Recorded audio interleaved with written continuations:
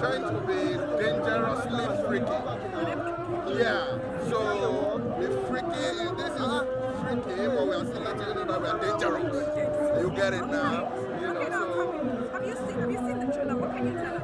oh, come on, I mean, from the trailer alone, you can tell that it's a revolution.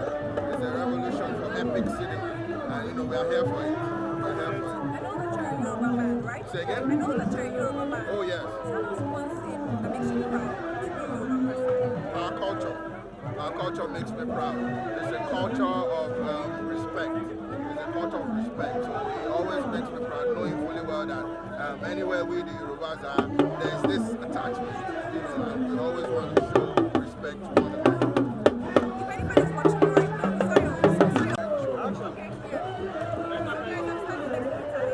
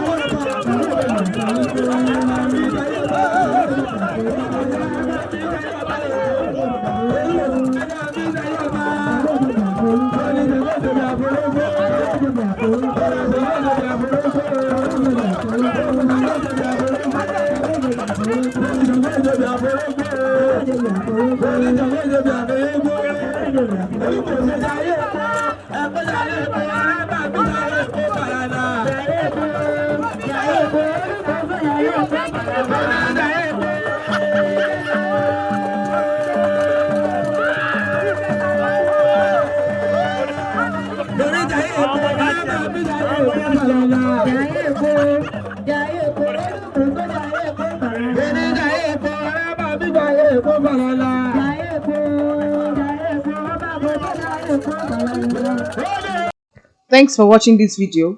Please don't forget to click on the subscribe button. Kindly comment and share. We drop new videos daily. Thank you.